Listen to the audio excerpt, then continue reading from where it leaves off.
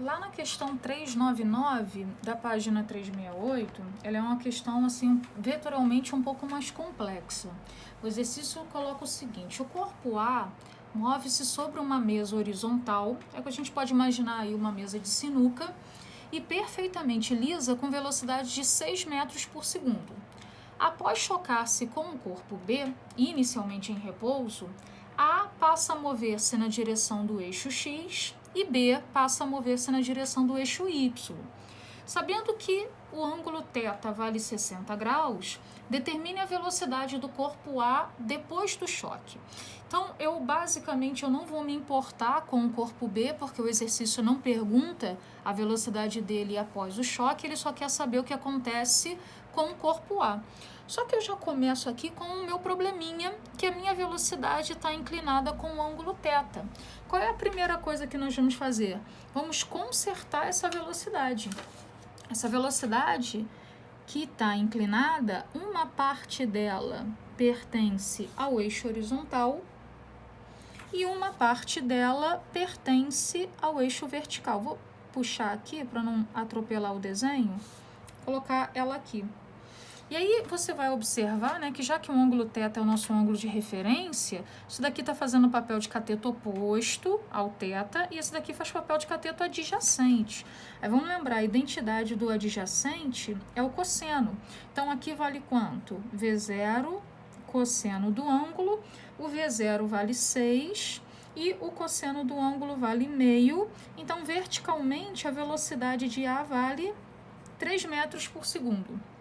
Horizontalmente, aqui está fazendo o papel de cateto oposto, então aqui é V0 vezes o seno do ângulo. O V0 vale quanto? 6, seno de 60, raiz de 3 sobre 2, então isso já vai dar 3 raiz de 3. Tentar melhorar aqui o nosso desenho. Então, a situação do A já decomposta é essa aqui.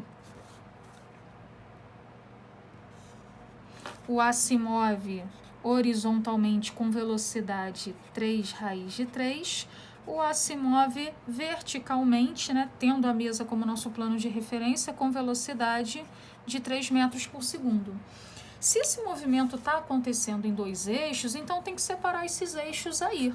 Vamos analisar o que acontece no eixo horizontal.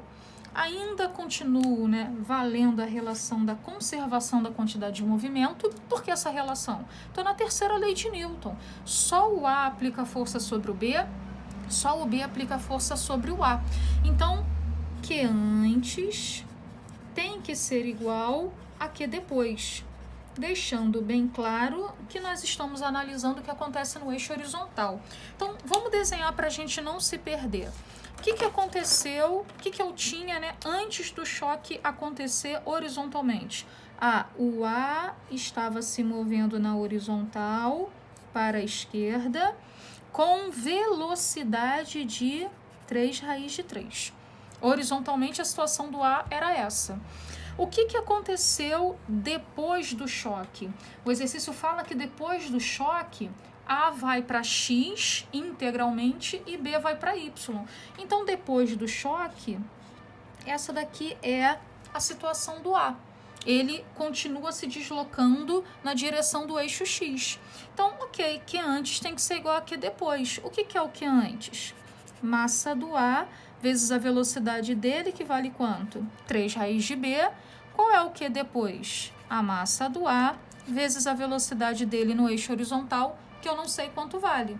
E aí a gente simplifica aqui, a massa morreu, então eu observo que no eixo horizontal, a velocidade que o A vai adquirir é de quanto?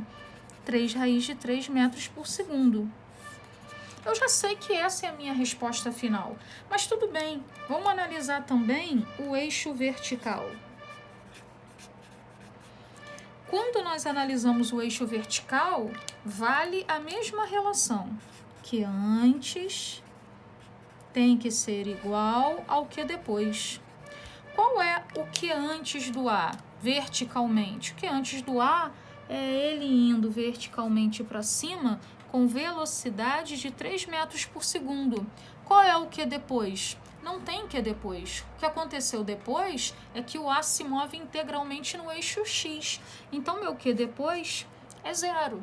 Então, qual é a velocidade do A após o choque? Bom, o A após o choque só tem uma velocidade e a velocidade dele valerá 3 raiz de 3 metros por segundo.